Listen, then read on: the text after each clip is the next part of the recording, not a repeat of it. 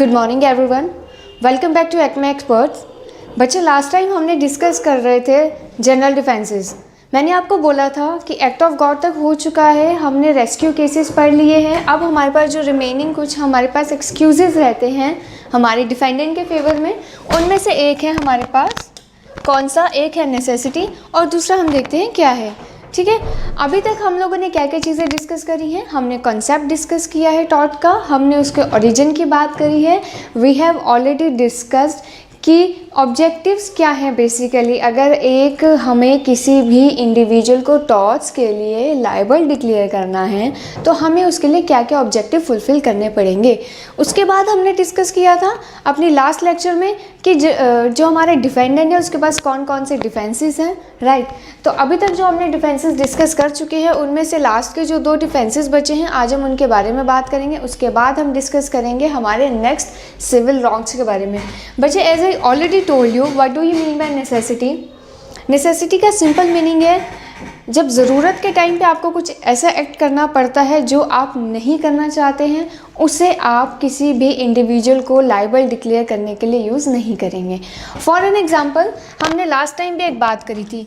ये एक शिप है, बड़ी शिप है जिसमें अराउंड 200 पीपल ट्रैवल कर रहे हैं। ठीक है, ये हैं हमारे शिप के कैप्टन। ठीक है, सामने एक माउंटेन आती है। ठीक है, अचानक से मौसम ख़राब हुआ बिकॉज ऑफ वेदर चेंज। क्या सिचुएशन हुई, जो कैप्टन थे उनका शिप का बैलेंस बिगड़ने की वजह से उनके पास एक ही ऑप्शन था।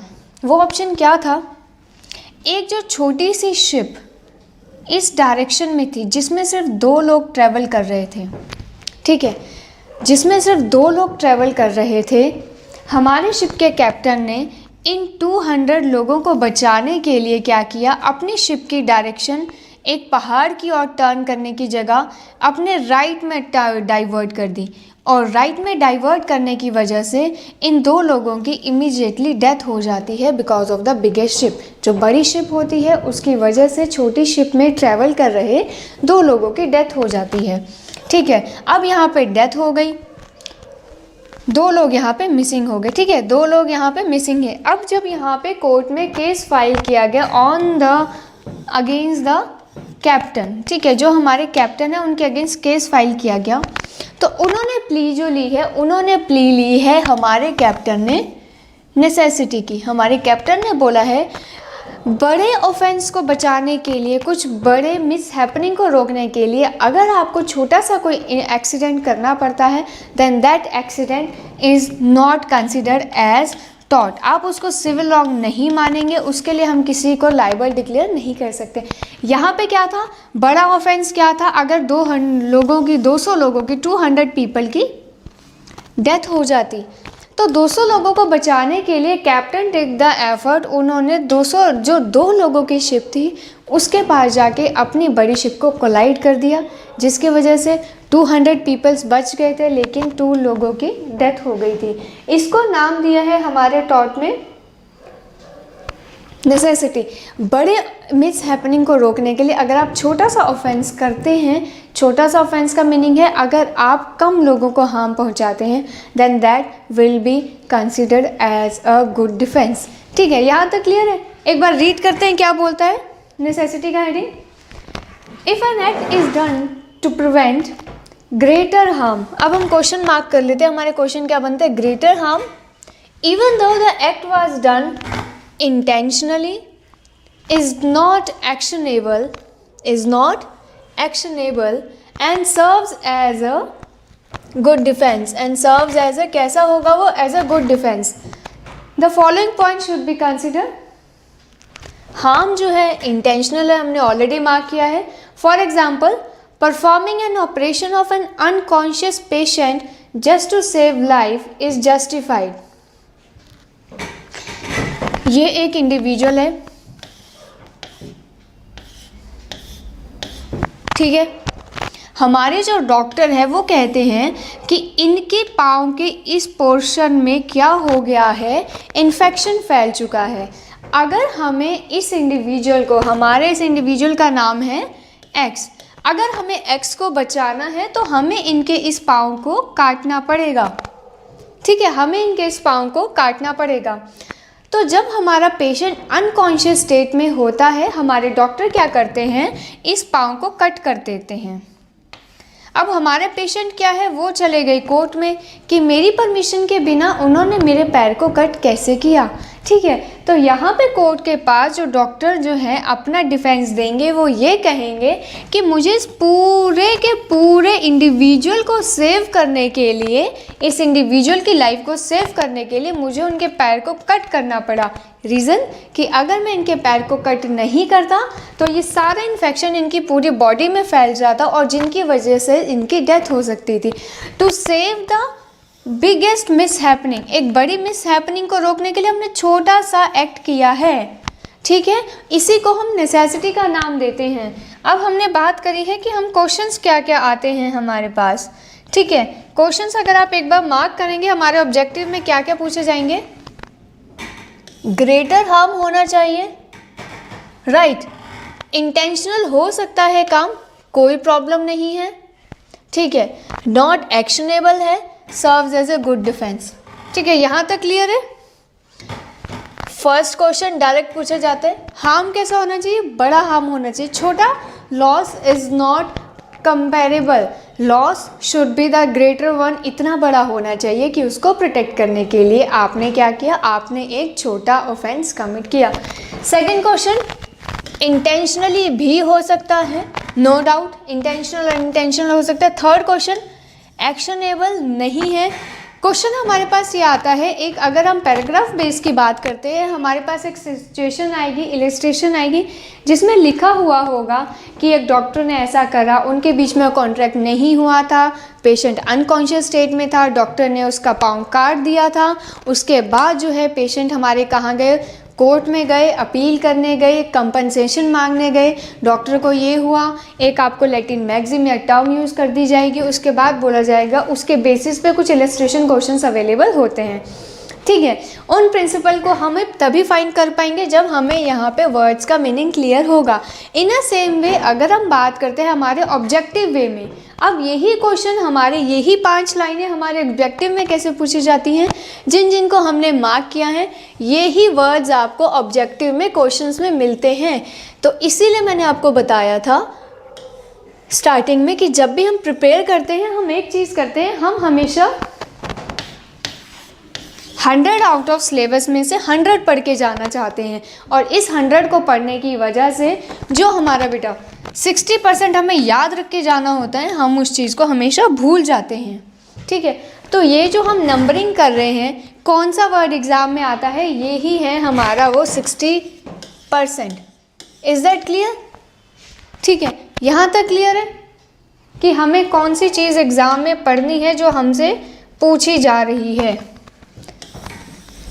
ठीक है।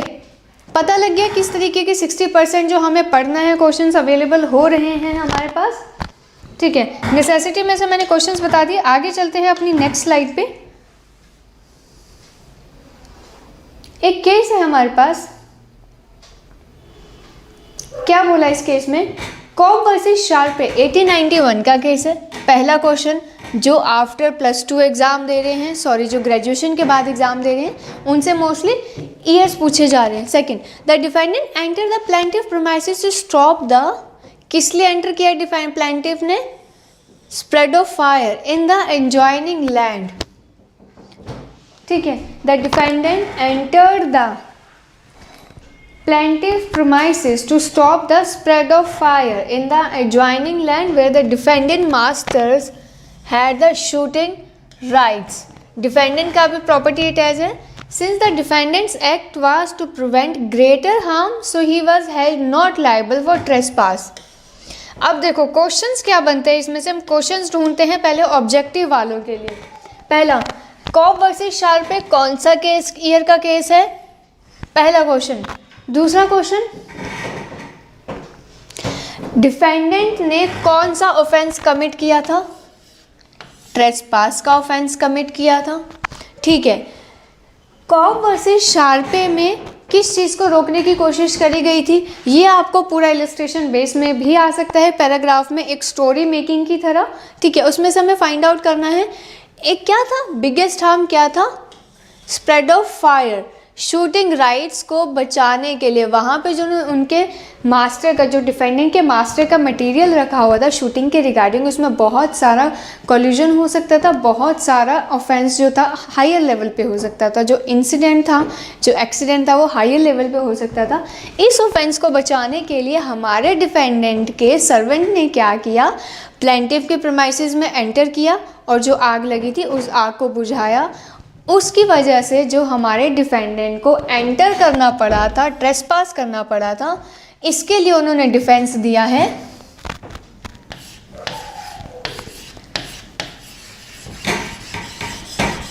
नेसेसिटी। अब जो बच्चे ऑब्जेक्टिव क्वेश्चन दे रहे हैं उनके पास एक और क्वेश्चन आ सकता है, क्वेश्चन नंबर 5। वो क्वेश्चन ये होगा कि कॉप वर्सेस शार्पे किस टॉपिक से रिलेटेड है, ठीक है।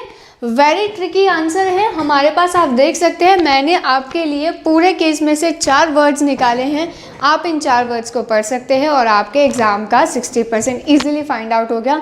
अब आपको एक्स्ट्रा एफर्ट नहीं करना है, ठीक है। हमारे 4 मार्क्स कहाँ कहाँ हैं, कॉप वर्सेस शार्पे का ईयर कौन सा है, 1891, ठीक है। काम क्या हुआ था यहाँ पे, प्लेंटिफ के घर में आग लग रही थी, उस आग को बुझाने के लिए डिफेंडेंट का जो है सर्वेंट है एंटर किया प्लेंटिफ के घर में, ठीक है। फायर से रिलेटेड केस था। उसके बाद डिफेंडेंट ने ऑफेंस कौन सा किया था, ट्रेसपास। दूसरा question, last question, Cope versus Sharpe कौन से टॉपिक पे आता है, तो Cope versus Sharpe is related to necessity, ठीक है। यहाँ तक क्लियर है, क्वेश्चंस फाइंड आउट हो गए हमारे। Is it easy to find out the questions now, आप इजीली देख पा रहे होंगे, राइट, इजीली देख पा रहे होंगे कि क्वेश्चंस कहाँ कहाँ से पूछे जाते हैं। चलो let's come to the next slide. Statutory authority, ये भी मैंने आपको लास्ट टाइम बताया था, ठीक है, याद है। If I have told you statutory authority क्या होता है, गवर्नमेंटल फंक्शन। कौन सा फंक्शन, गवर्नमेंट अथॉरिटी का फंक्शन, ठीक है। Let me read this line, if N act is authorised bye any act or statute then it is not actionable even if it would constitute a tort otherwise. It is complete defense and the injured party has no remedy. Injured party has no remedy except for claiming compensation as may have been provided by the statute, ठीक है।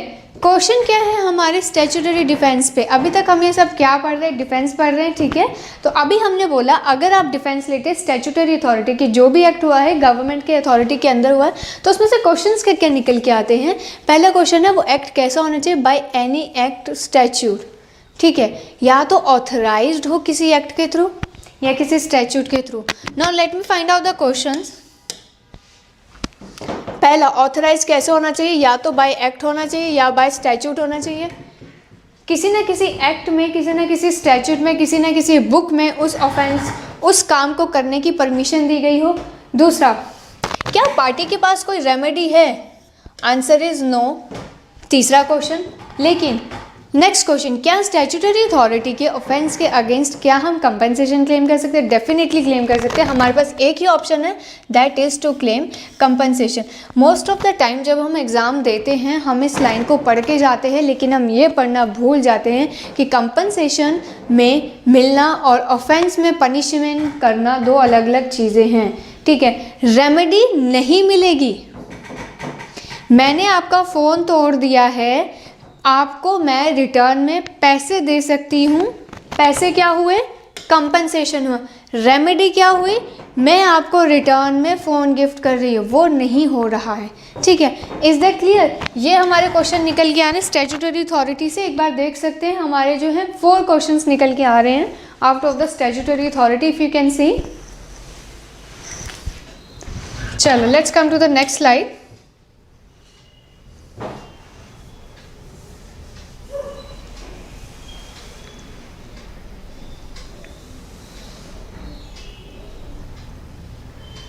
चलो next slide क्या बोलती है अब। Case का नाम है हमारे पास Vaughan versus Taff Vale rail company. कौन सी कंपनी है? पहली क्वेश्चन, रेल कंपनी मीन से क्या है? स्टैट्यूटरी अथॉरिटी है। इसके अगेंस्ट तो कोई एक्शन वैसे ही नहीं लिया जाएगा। जैसे ही रेल कंपनी पढ़ा हमारा क्वेश्चन वहीं पे सॉल्व हो गया कि कैसी अथॉरिटी है? गवर्नमेंटल अथॉरिटी है। Now we can not take action, any action against that authority. लेकिन फिर भी पढ़ते हैं अब केस में हुआ क्या था। Sparks from an engine, offence क्या हो रहा है? Sparks from an engine. Issue हमारा ये है, of the respondents railway company were authorised to run railway set fire to the appellant's wood on the adjoining land. It was held that since they did not do anything which was prohibited, क्या नहीं करा है railway authority ने? जो prohibited था, ऐसा कुछ काम नहीं करा है। by the statute and took due care and precaution they were not liable। ठीक है, क्वेश्चंस देखो हमारे पास, हमने पहले ही बोला था अगर स्टैट्यूटरी अथॉरिटी कोई भी काम करती है वो रेमेडी के लिए कैपेबल नहीं होगा। इन केस हमारे स्टैट्यूटरी अथॉरिटी के अगर कोई ऑफिसर आउट ऑफ वे जाके काम करते हैं, ठीक है, आउट ऑफ स्टैट्यूटरी अथॉरिटी जाके काम करते हैं, in that case you can claim compensation. यहाँ पे क्या था, एक बार केस का नाम पढ़ते हैं। वैगन केस रोल था, कौन से ईयर में आया है? 1858 में आया है। नेक्स्ट क्वेश्चन क्या है हमारा? इंजन्स में स्पार्क निकलते थे। क्या होता था? इंजन से स्पार्क निकलता था, ठीक है। उसकी वजह से क्या हुआ? स्पार्क की वजह से क्या हुआ? एपिलेंट्स की जो एडजॉइनिंग वुड्स थी, वुड का जो लैंड था वो सारा डिस्ट्रॉय हो चुका था, ठीक है। अब वो जब कंपनसेशन मांगने गए तो उन्हें सुनने को क्या मिला? They were not liable, not liable. Reason क्या दिया है हमारे ऑफिसर ने नॉट लाइबल होने का? उन्होंने बोला है कि हमने जो काम किया है did not do anything which was prohibited। उन्होंने कोई भी ऐसा काम नहीं करा जो प्रोहिबिटेड था। उन्होंने सारा काम अपनी लिमिट में रह के किया है। इसकी वजह से ये कंसिडर किया जाएगा कि हमारे जो ऑफिसर हैं उन्होंने कोई भी ऑफेंस नहीं किया। Now let me find out the questions here. पहला क्वेश्चन 1858, रेलवे ट्रैक कब चल रही थी? 1858 में चली थी, वॉगन के घर के पास। वॉगन का घर में क्या चीज़ थी? वॉगन के घर में था एपिलेंट्स वुड। आप इस चीज़ को पैराग्राफ में भी देख सकते हैं, 4 लाइनें आगे पीछे जोड़ के आपका एक क्वेश्चन बन जाएगा। नेक्स्ट क्वेश्चन, प्रोहिबिटेड नहीं था, ठीक है। नेक्स्ट क्वेश्चन क्या बना? क्या कंपनसेशन दिया गया? क्या अथॉरिटी लायबल थी? नो। सेकेंड क्वेश्चन, ठीक है। हमारे 2 क्वेश्चंस निकल के आ चुके हैं। Vaughan versus Taff Vale rail company में 1858 का केस है।